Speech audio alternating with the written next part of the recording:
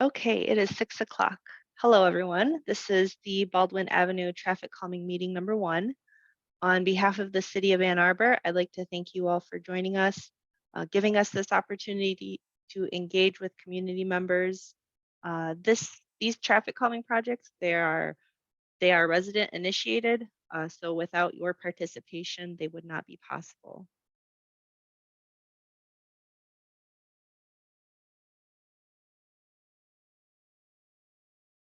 Before we get into the presentation, we'll do some quick introductions.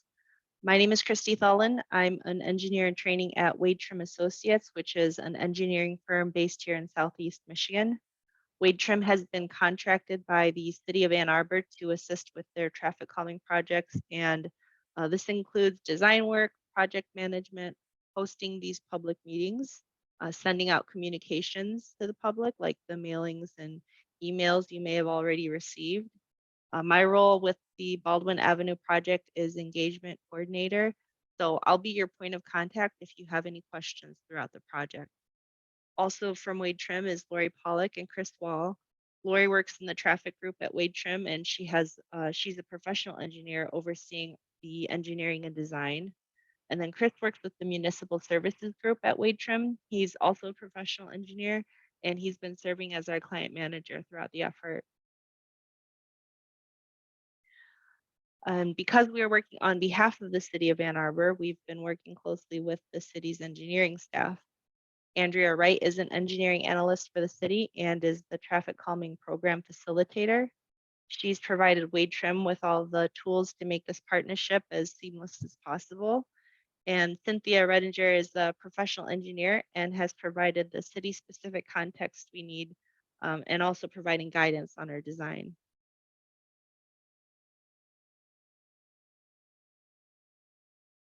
So here's our meeting agenda for tonight. Most of tonight's time is going to be dedicated to section 3, specifically the meeting 1 section where we will review devices, present our starter idea, and then get feedback from participants.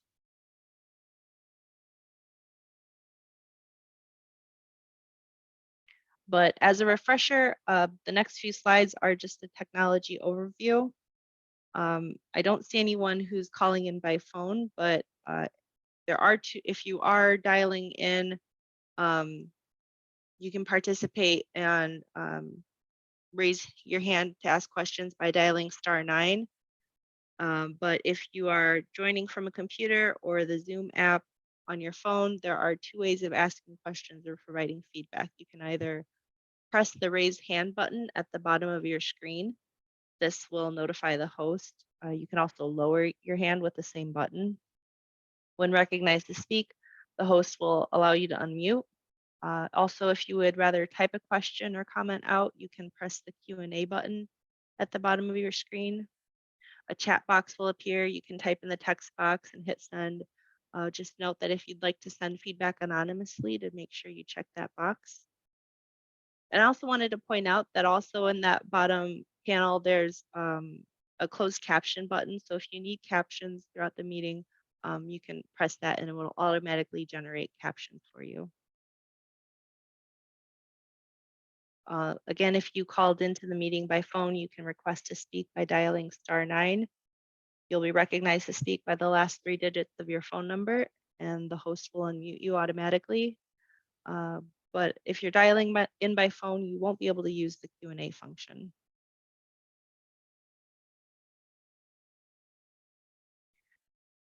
Throughout the meeting tonight, there will be multiple points throughout the presentation where community feedback will be requested through Zoom's polling feature. Again, if you're on a computer or using the Zoom app and a poll is launched, it will automatically pop up. After you answer the polling question, press submit. And then when the poll closes, the results also will automatically pop up for you. And you can press close to stop viewing those results.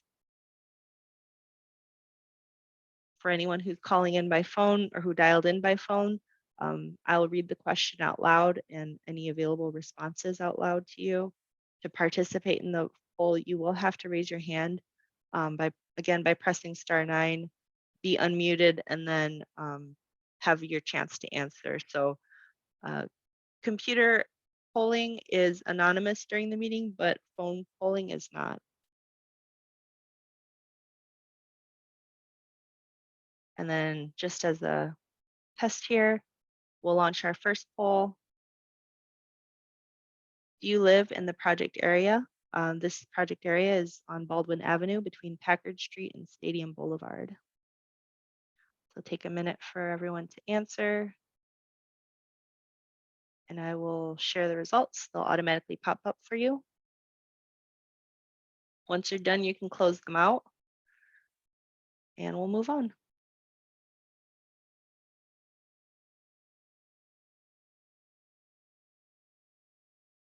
Another pre-meeting sort of thing to get out of the way, just some Zoom meeting norms during the presentation and especially during any feedback from your fellow community members. Please just keep these norms in mind. Start on time, end on time. Raise your hand to be recognized to talk. We'll only have one speaker at a time. Please move to a quiet area and silence any background sounds when speaking. Make sure you're speaking loud and clear so everyone can hear. Everyone will be provided a chance to speak before we have any repeat speakers. Be respectful of other ideas and perspectives. We want to avoid finger pointing. We also want to make sure we're differentiating between fact and opinion. And then lastly, inappropriate written and or verbal comment or language, including personal attacks and accusations, will result in that attendee being removed from the meeting. So again, please use the Q&A function freely. We'll monitor and respond to questions or comments as they come in. We'll also try to recognize speakers promptly. There will be multiple chances throughout the presentation for feedback, and to keep with our agenda and scheduled time, we may wait to answer some of those Q&A questions live and let people speak during that designated time. But if there's anything you'd like to add, I'll pause here for a moment. If there's anything you might want to add or feel like we've forgotten.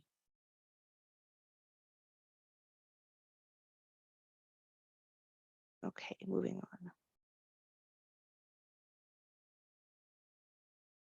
So moving on to the traffic calming process. What is traffic calming?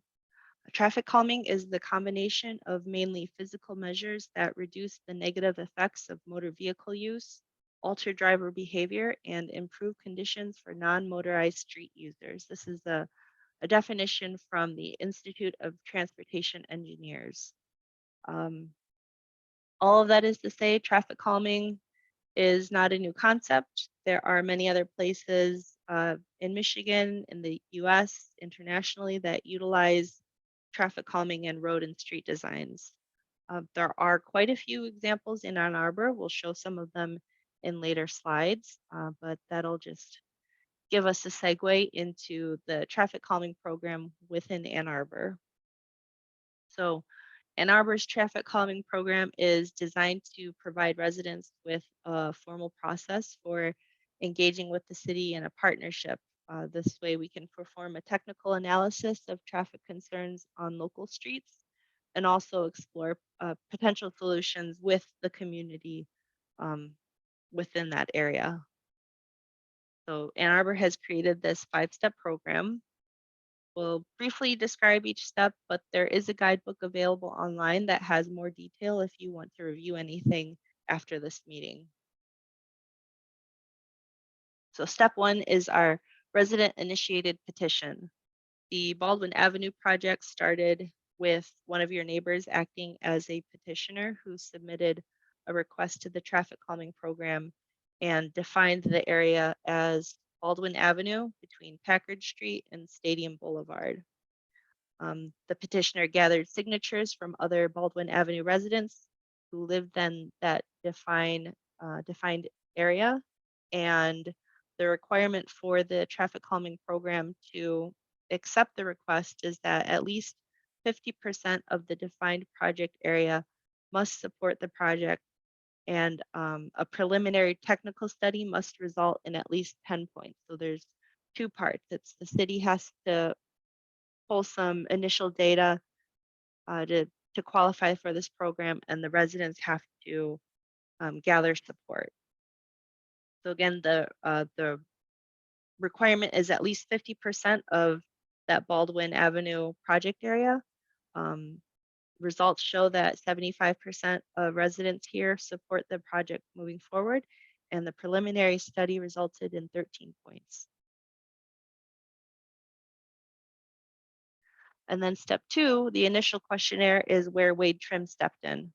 We sent out mailers with a questionnaire to all project area residents to see what specific concerns you may have, and then what experiences you may have had with traffic calming in general.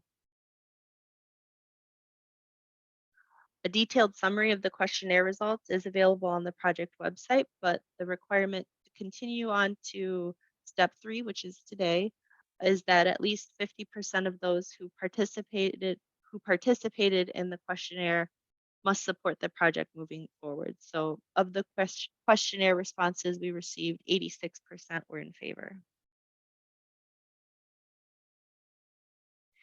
Again, the full summary is available on the project website, which is shown on the slide here.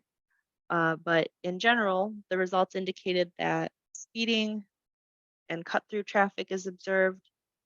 There have been incidents where legally parked vehicles are being hit by moving traffic. There are important pedestrian crossings at the ends of the project area and at the Cherokee Road intersection. Also, aggressive driving behaviors were reported, leading to safety concerns for some of the area's most vulnerable pedestrians, like hearing impaired and children. So again, there's the project website is shown on the slide there. There is a more detailed summary, but um, if anyone has any additional comments or maybe some context I might have missed in that quick run over, feel free to raise your hand or use the Q&A, and we'll pause here for questions or comments.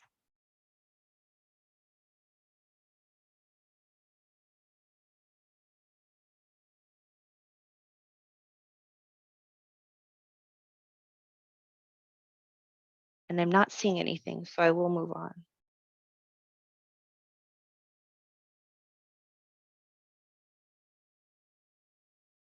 So moving on, step three, meeting one, orientation or workshop. Step three is where we are today and where most of our focus will be for the rest of this meeting. Before we present the starter idea, we'll do an orientation on the device toolbox that is described in the program's guidebook. And I will launch another poll, launch the right poll, another poll just to see how familiar people may be with the guidebook.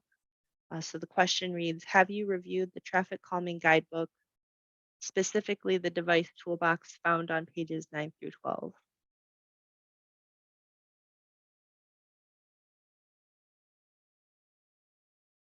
And I'll wait just a moment so we can get full participation and then share those results for you. So it seems like we're split.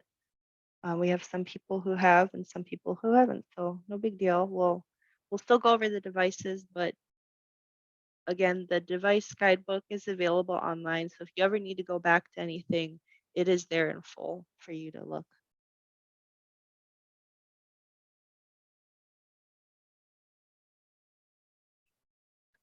Quickly before we do that though, because of the structure of this program, these traffic calming projects are very limited to the device toolbox and the guidebook in general.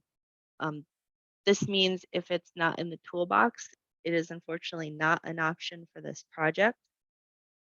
Some of the commonly suggested solutions or suggestions that we get from residents that are not included in this program are stop signs, cul-de-sac or street closures, police enforcement, new sidewalk installations, and removal of existing devices. Unfortunately, those aren't part of this program. If you would like additional information on any of these topics, there are some resources listed in the guidebook. And then if you also go on the A2Gov website, there are also additional links there And we can always help you point you in the right direction if there are any questions that end up straying outside of this program's capabilities. So with that being said, I will hand this off to Lori and she will present the device toolbox. Thank you, Christy. On pages 9 through 12 of the traffic calming guidebook, devices are grouped into things you drive over and things you drive around. And a disclaimer about this portion of the presentation, some of the devices that are in the guidebook will not be covered tonight.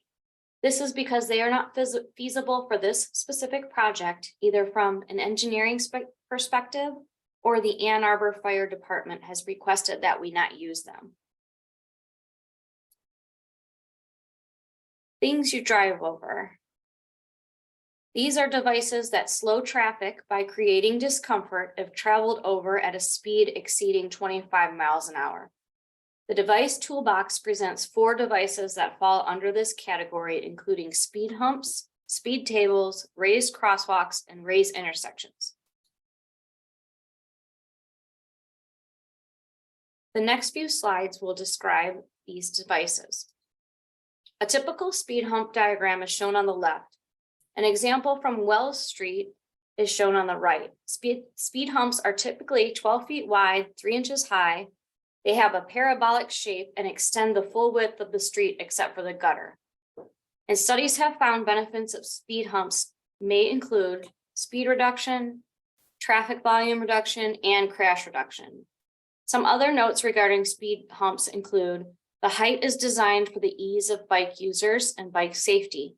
If previously permitted, vehicles can park on speed humps and trash cans can be placed on speed humps if necessary. This is a speed table. You can see fully constructed example on Glenwood Road near Washtenaw Avenue. Speed tables are raised devices that extend the full width of the street except for the gutter. They are typically 22 feet long with tapered edges, a flat 10-foot center platform, and are 3 inches high. Studies have found benefits of speed hump treatments, speed table treatments that may include traffic volume reductions and crash reductions. Some other notes regarding speed tables include the speed reduction is less than the speed hump. The height is designed for ease of bike usage and bike safety. And if previously permitted, vehicles can park on speed humps and trash cans can be placed on speed tables if necessary. The platform width can also be customized. This is a raised crosswalk. The example shown on Forest Avenue near Woodlawn Avenue. Raised crosswalks are raised devices that extend the full width of the street except for the gutter. They're typically 18 feet long with tapered edges, a flat 6-foot center platform marked with crosswalk striping, and are 3 inches high. Studies have shown speed reductions, traffic volume reductions, and crash reductions for raised crosswalks. Some other notes, the raised crosswalks increase pedestrian visibility, and installation must be compliant with ADA. Also, parking on a crosswalk is illegal, raised or not. And next, this is a raised intersection. The examples at Maplewood Avenue and Norwood Street. At a raised intersection, each leg of the intersection is ramped to raise the entire intersection 3 inches high. Pedestrian crosswalks may also be marked and raised to the same elevation. Raised intersections are shown to reduce vehicle speed and increase pedestrian visibility. They must be compliant with ADA. They are designed for bike safety and designed to have minimal impact to emergency vehicle response time. If there are any questions about devices you drive over, please raise your hand or use the Q&A function.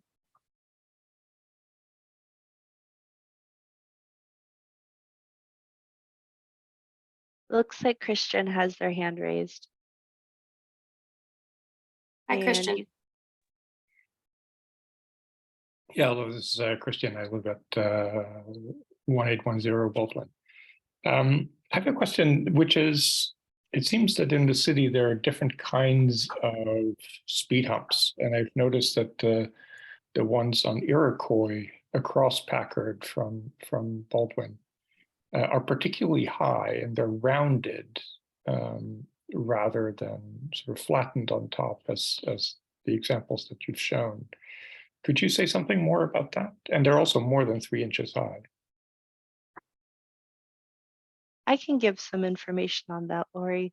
I know, speaking with the city inspector who assists with the installation of a lot of these devices, they do tend to tailor them a little bit based on the restrictions of where they might be placing them, if there's a driveway or um, if it's near utilities.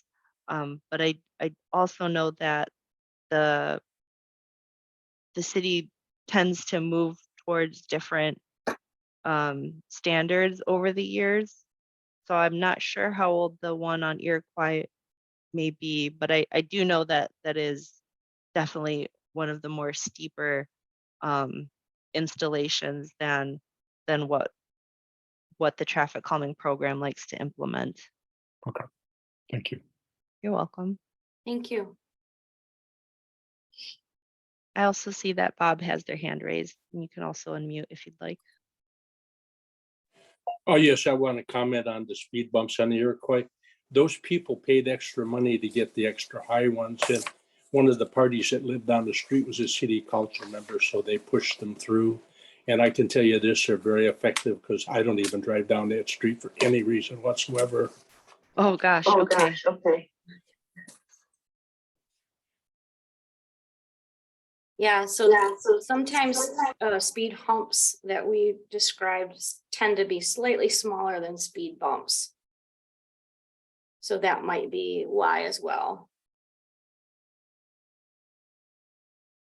I don't see any other questions or raised hands, Lori, so I'll move on to the next slide for you. Okay. And the other group of devices in our toolbox are things you drive around. This type of device slows traffic by creating the perception of less room for error and a road that's visually or physically narrower. The device toolbox presents 7 devices that fall under this category, including pedestrian gateways, median islands, pedestrian islands, residential traffic circles, mini roundabouts, curb extensions, and chicanes. The next few slides will describe each of these devices except for the pedestrian gateway and mini roundabouts. These devices have been omitted from this project due to street width requirements set by the fire department and conflicts with existing traffic controls.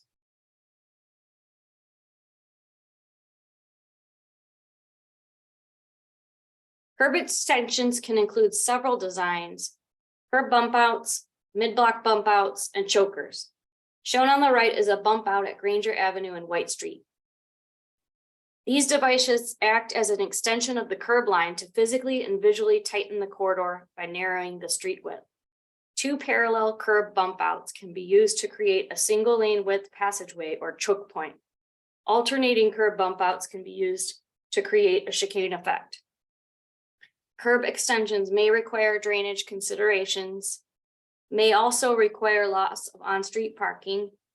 They may cause debris to collect around the device, and they must maintain 20 feet for emergency vehicle response.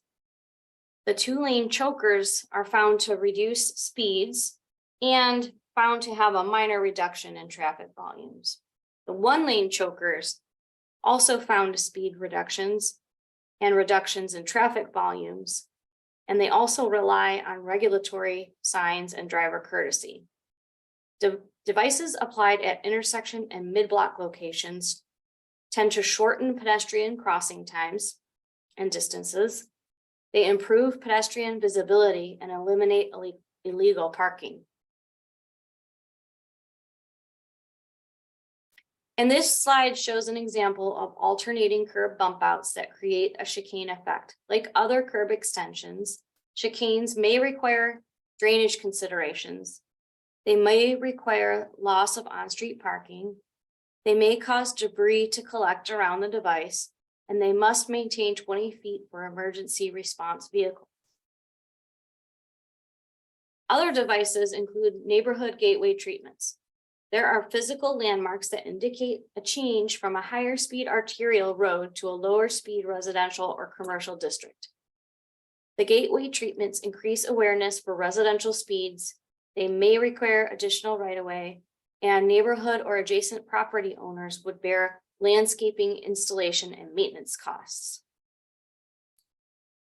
If there are any questions about devices that you drive around, please raise your hand or use the Q&A function.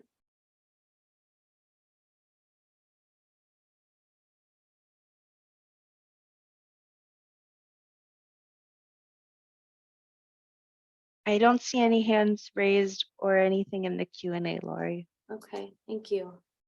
Well, thank you. Move on. So this slide here just shows a map of the Ann Arbor traffic calming projects. You can visit online at a2gov.org/traffic calming, and it's an interactive map, so you can look at what's been constructed, what's in progress, and zoom in on different areas. And this shows all the past and current projects. But now that we've covered what devices from the guidebook are applicable to Baldwin Avenue, we'll present a starter idea, which is just a draft plan we've created based on the data collection, including feedback from the initial questionnaire and that initial petition with some of the comments that were on there from the petitioner. So we'll show each of the proposed devices and then take some time in between to discuss or answer any questions there might be. So this is the starter idea. Again, this is a draft created based on the information we gathered from steps 1 and 2. We're proposing 2 devices for Baldwin Avenue. We see them working together to create a traffic calming effect for the entire block. And I'll go through each device or zoom in on each device one at a time, answer any questions there might be, and get feedback before we move on to the next one. So this is our high level view, and now we'll zoom in to device 1. Device 1 is a speed hump we see it being installed near 1815 and 1813 Baldwin Avenue. Because most of the questionnaire feedback stated there was a concern over cut-through traffic, speeding, and aggressive driving, we thought a speed hump at this location would help slow down traffic early enough after that turn off of Packard. Again, as a reminder of what Lori presented, speed humps can result in speed reduction, traffic volume reduction, as well as crash reduction. And then some things to keep in mind that any on-street parking that was previously allowed is still permissible at speed humps. They are designed to be safe for bicyclists to travel over with that 3-inch height. And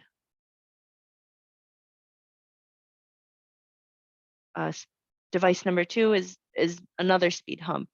We see it being installed near 1800 and 1803 Baldwin Avenue.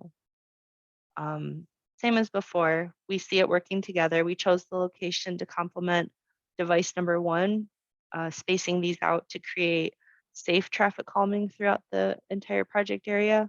When spacing devices, we look at our target speed limit. If we put devices too closely together, they can create its own safety problem. And if you space them too far, they might not be effective. So I apologize. I know I said I would pause in between the 2 devices for any questions, but there are same information to provide. But if anyone has any comments or feedback or questions that they might have on the devices, we'll stop here and give everyone an opportunity to discuss before we do anything moving forward.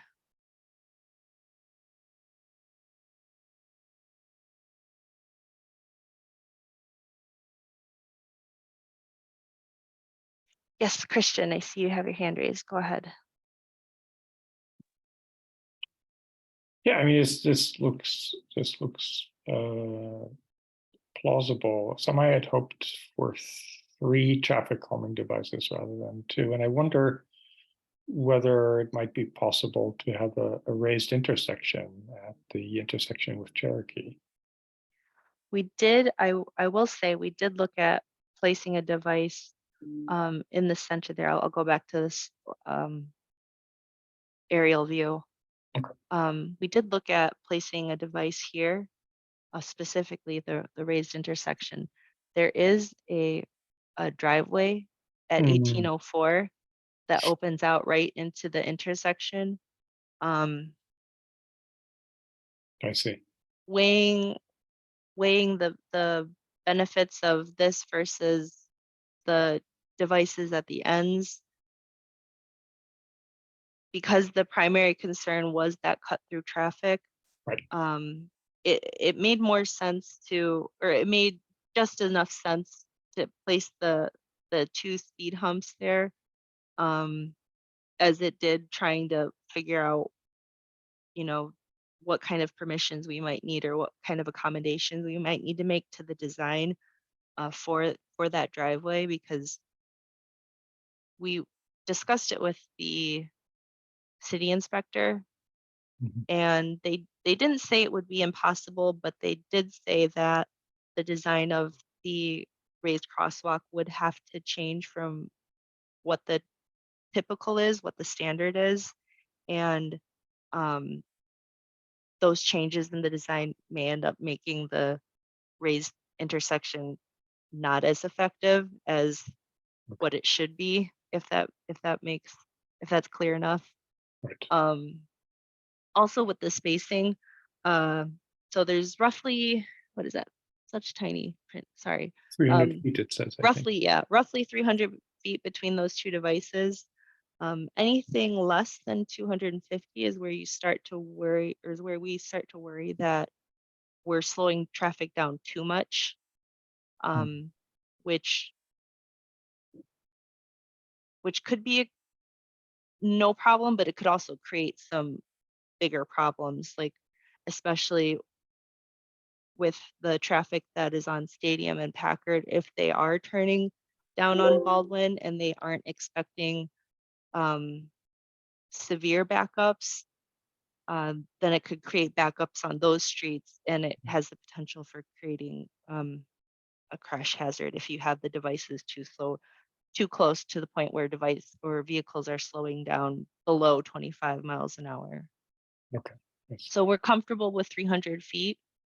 Um, yeah, because this is just basically one block of road that we're working with, it does maybe seem underwhelming to only have 2 devices, um, but the spacing is safe enough for that 25-mile-per-hour mark, and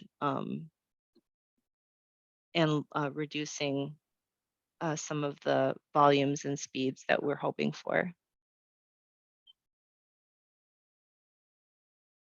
Did that answer sorry, did that answer your question? Yeah, I think my concern is I mean, it makes, yeah, what you're saying makes sense. I hadn't thought about the possibility of creating a backup.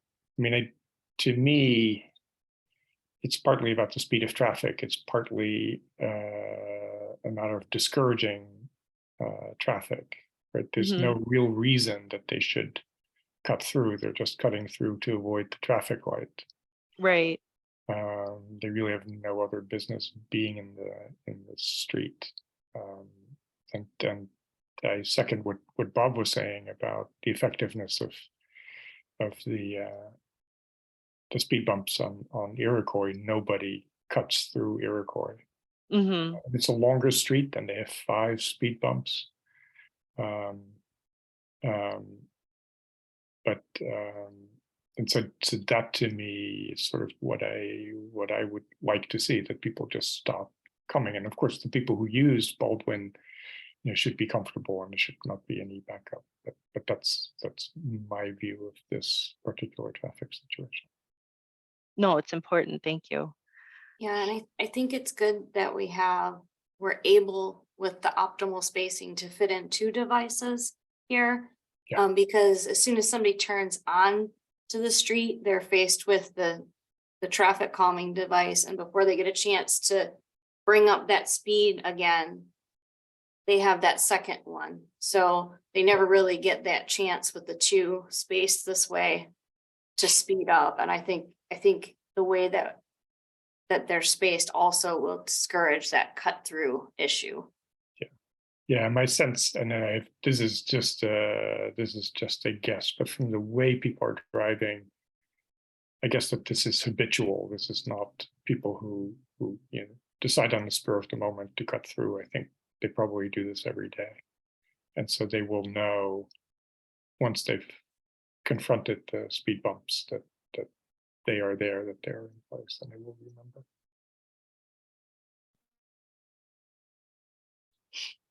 Thanks again, Christian. Thank I you. I see that Dan has their hand raised. Go ahead and unmute. Yep, excellent, thank you. So as the person that lives at 1804 Baldwin, which would intersect with that crossing to Cherokee, I can tell you that is by far the point at which people reach their highest rate of speed, as the proposed location of speed bumps is locations where people typically are not at a high rate of speed because there's often cars parked there, so it's slightly restricted. And so I actually think that the current proposed solution would be completely inadequate to achieve the desired results of discouraging people from driving through, and it would still allow them a 300-foot section of the most open part of the road to reach their full rate of speed. So I would sort of strongly encourage that this is not an adequate solution. Okay, so you're saying that from observations that vehicles, and it makes sense when they're turning off of Packard or Stadium, they aren't turning at a high rate of speed, but they are Correct. picking up and just flying through Cherokee. Correct. Okay. Yeah, so I mean, no one is at a high rate of speed, and Bob and Christian, you can certainly correct me, but no one is at a high rate of speed by those points. It is as they progress beyond that, and where Cherokee is, that really opens up because there is a crosswalk there. I mean, there's already sort of other things that prevent cars from being parked in that area, which seems to be one of the big deterrents of people reaching a high rate of speed. So the speed bumps that are proposed are great, but in isolation, it's a completely inadequate solution. Okay.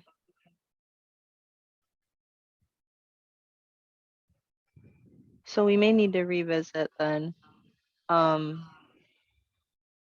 the thinking behind placing them here is, you don't catch drivers immediately after, and I'm just reiterating what Lori had said. When you're turning off of Packard or Stadium, you're not placing a device immediately after that turn, so that vehicles, if it's too close after the turn, then it's ineffective because vehicles are already traveling slow. But we're trying to place the device to them once they get to that open stretch of roadway and slow them down, so that after, device number, say someone's coming off of Stadium and they hit device number 2, they would have to slow down. I guess with the crosswalk markings that you have are high vis, so they should be providing another visual cue. But if your observations are showing that that's not even a deterrent at all. Yeah, it's not. That's the point at which people are going the absolute fastest. So Dan, one question, do you think if moving having 2 devices works, but maybe spacing them differently would have a better impact? Is that kind of what your idea is? That might be possible. I also think looking at the size of them, so if they were slightly larger, that could be more of a deterrent. I think to Christian's point, you have to discourage the behavior because it is a habitual. I mean, I see the same people that drive through every single day. And so that's the behavior that has to be changed. And these two where they're placed, I don't think would be enough to have any impact on that. Yeah, we could still move those. We could bring those devices in closer towards Cherokee. 300 was just kind of like a halfway point because I think the whole roadway itself between Packard and Stadium is about 600 feet. So we're trying to make it equally spacing. But if we're seeing the speeding problem specifically at that intersection, because there aren't parked cars, which also serve as a traffic calming device in itself of having parked vehicles there. If we pull it, there is room to pull them closer. We just, I don't want to, like, would that, do you see that being a, an effective solution? Or were you envisioning like a device at the intersection itself? Yeah, 'Cause again, I really think a device at the intersection is required in addition to the 2 devices you are proposing. we may have, we can look at the raised intersection again, but just with the amount of road that we have, it may have to be one device at that intersection or bringing the 2 devices closer, but that's definitely useful information to move forward with.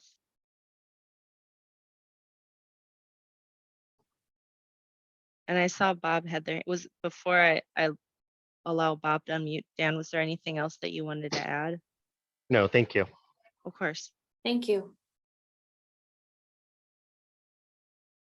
Bob, you can go ahead. Oh, thank you.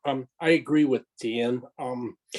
The people turned the corner off of Packard going to Stadium and they put their foot down to the floor. And by the time they get to the intersection at Cherokee, they're really flying, and that's where the most dangerous place is. I know some of my friends that live up Cherokee have almost been hit by cars in that intersection trying to cross it as pedestrians. I would suggest if you're going to move the humps closer together, that probably slow them down a little bit if you're not going to do a third one in the intersection. But I'm in agreement with Dan. I think 3 devices would be better than 2. And that's pretty much all I have to say at this point. Thank you. Thank you.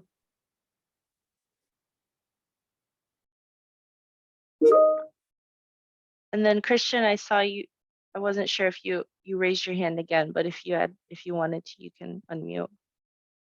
Yeah, thank you. I did raise my hand another time. Thanks, Dan and Bob, for your insights. Because I can't see the intersection from my house. I didn't realize that people speed up significantly.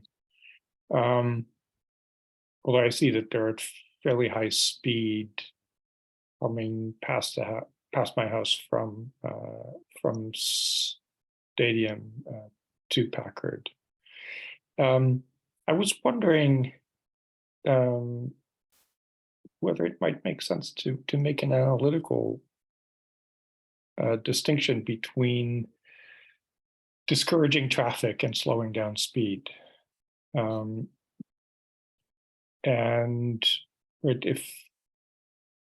whether this is a legitimate purpose at all, if the purpose is discouraging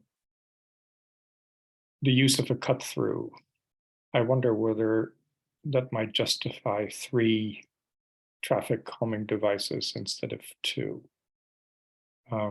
I can see the point if this were a regular street that people had to use to get to places where otherwise they couldn't get to that easily. For example, as on Granger between Packard and State, right? That's a fairly regular through street. And so slowing down traffic makes sense there. Here, as I said before, traffic really has no business being on the street, and it doesn't take them anywhere where they can't get, without just relying on the traffic light on the corner of Packard and Stadium. And so I wonder whether framing this issue as one of discouraging cut through might justify the use of 3 traffic calming devices instead of 2. So one thing we just want to emphasize is that for these traffic calming device designs and ideas, we do follow current best practices and standards. Mhm. And the standards say that they should not be placed less than 150 feet apart. And since we're really restricted by the distance of the roadway itself, Mhm. and we don't want to go against these best practices. So we really need to either have 2 or 1 device. And I think Okay. 2 is going to work better with Okay. really trying to prevent that cut through issue. Okay. But we can look at different spacings of the 2 Okay. traffic calming devices. And this feedback is really helpful, and we appreciate all your observations, because that's important, and how the traffic calming devices work together and where they're placed. Okay, thank you. There's a raised hand from Bob, so go ahead, Bob. Thank you. Looking at the other streets that have the speed bumps and things, our street is different because it's curved and short, and it's obviously to cut the corner down at Packard and Stadium. And, every day we have a backup of people trying to turn left off of our street onto Packard. And I'm sure it's the same thing going the other way at the other time of the day. And, this is a huge problem because our street is not straight. If it was straight, it would be a different story. So you might want to rethink about this general best practice thing and modify it for the curved street, okay?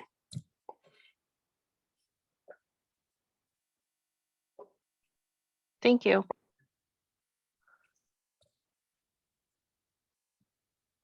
You're welcome. Oh, sorry, I didn't mean to cut you off there, Bob. Were there any other comments, and I apologize, I didn't mean to mute your mic, Bob. If there was anything else that you wanted to add, I can unmute you again.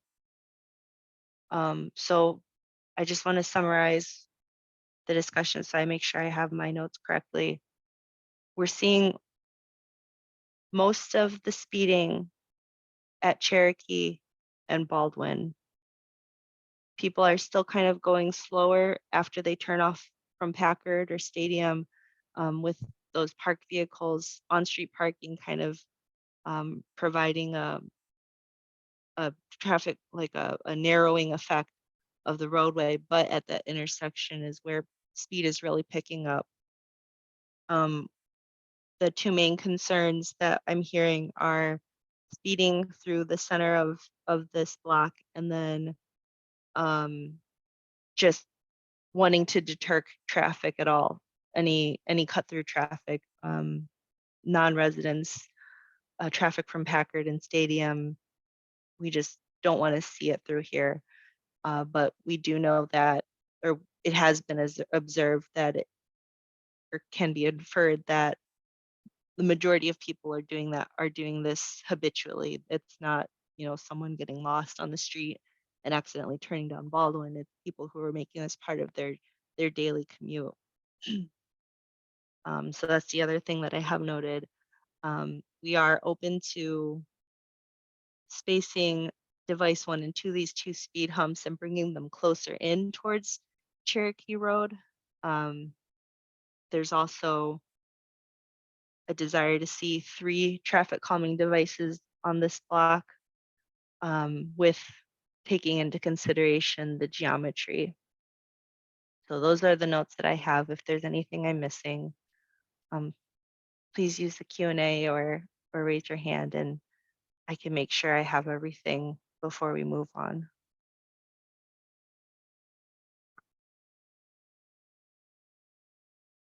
I'm not seeing anything, so hopefully I did a good enough job with that. We'll move forward. here. The next couple slides are just poll questions for each device. I want to say that so basically I'm just going to show one device and launch a poll question, and it's going to ask, do you support this device, yes or no? By voting, if you support this device, I want to say that it won't mean you don't support an alternative. I have the notes of what we discussed, but I just want to make sure that we get the proper feedback on on the idea itself. So I will launch the first poll question, and it's asking, do you support device number 1, speed hump between Packard and Cherokee Road? I know we discussed changing the spacing. I know we've discussed the idea of having a third device or just an alternate single device. But in general, the idea of having a speed hump somewhere between Packard and Cherokee, do we or do we not support that? Okay, so yes, we have support for this.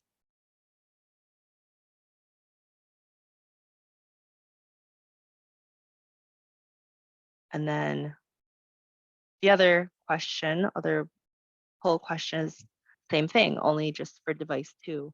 Do you support device number 2, speed hump between Cherokee and Stadium? Because after we look at this again, like I said, if we were to put a raised intersection at Baldwin and Cherokee, we would have to modify the typical design to accommodate for the driveway that's at 1804. And I can't recall from our field visit, but I know that the other driveways are pretty tightly spaced, and we might need to adjust how the intersection ramping is tapered. But when we look at, we will look at it again, but I just want to make sure that if we do have to fall back on just these 2 devices, or if it turns out that these 2 devices are kind of our best option, if modifying the spacing, that we have the right feedback. So that question is done, full support for that one. And so basically step 3 is done. Step 4, after today, before we wrap up this meeting, I'll go through the last 2 steps of the program and present you guys a timeline for what will happen moving forward. So the next step is meeting number 2. Meeting number 2 will consist of 2 parts, a self-guided tour and another Zoom meeting like today. So that Zoom meeting is scheduled for May 25th. Following today's meeting, we will, in the next coming weeks, we will post this presentation. This presentation's recording. All of that will be posted to the project website. We'll also post a summary of these polling questions that we've asked. And we'll take all of that and start creating our preliminary plan. So using today's feedback to look at this plan again and see what we can change, and what might better suit what the needs are.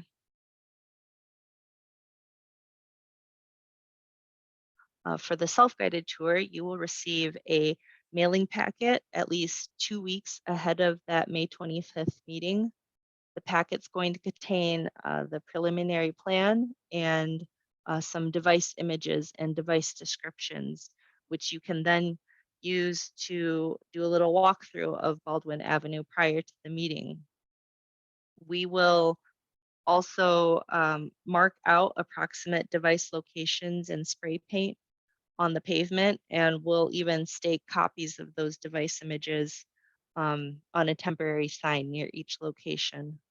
And for whatever reason, if you aren't able to get out there and do the walkthrough again, you can definitely use the mailing packet that you'll receive to do a Google Street View tour and walk through it that way.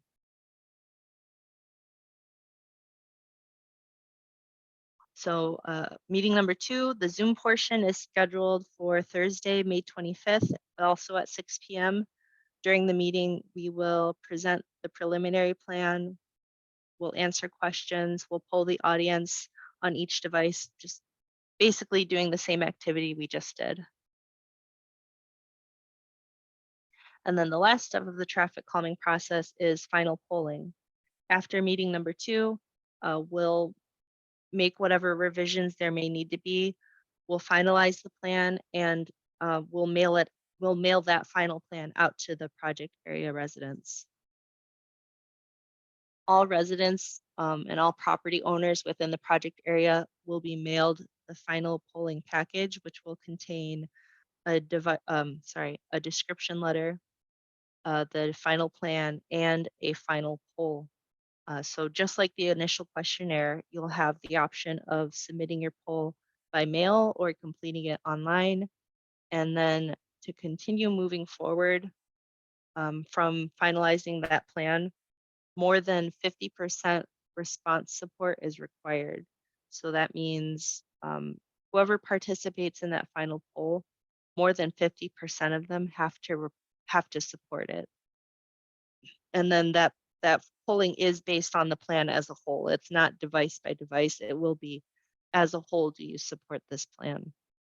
So if that criterion is met, our team will request support from the Transportation Commission, and then we'll submit the plan for City Council's approval. And if the project receives approval from City Council, a construction date will then be determined. So following today's meeting, like I said, in the next coming weeks, we'll post the presentation and recording to the project website. We'll also post a summary of today's polling questions. We'll use that feedback to create the preliminary plan. And our meeting to discuss the preliminary plan is May 25th. Again, the self-guided tour will be set up at least 2 weeks ahead of the meeting. After meeting number 2, the plan will be finalized. It'll be sent to project area residents by July 4th. That mailing will go out. And I realize that is a holiday, but it'll go out in the mail by then. And you'll have until July 25th to either complete the poll online or to postmark it if you want to send it in by mail. The requirement, again, to move forward is that those who participate in the polling, there needs to be more than 50% approval of the final plan.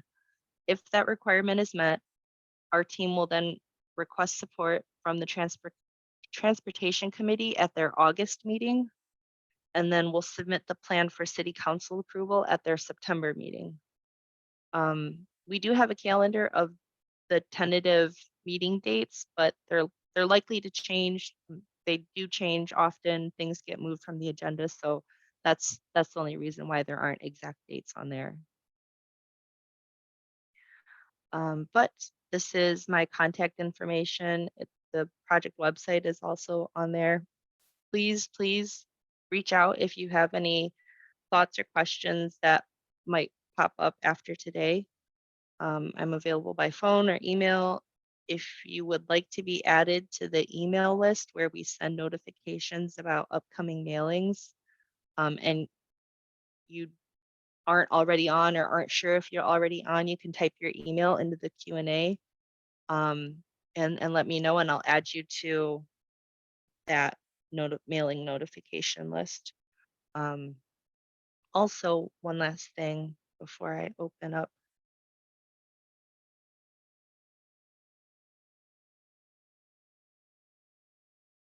There is a demographic poll. This is something that the city just uses at all of their public meetings. It's just a standard demographic survey that they try to use information to improve public engagement efforts. Before you leave, if you can take a moment to fill that out. If you have any additional questions or comments, I'll keep the meeting open a few more minutes longer. Otherwise, thank you so much for your time and your participation. This was really helpful feedback. I appreciate your care and your interest in this project and your desire to make Baldwin a better street for residents. So with that being said, I hope you have a great rest of your evening. If you have any other questions, I'm here for another few minutes. Please fill that demographic survey out.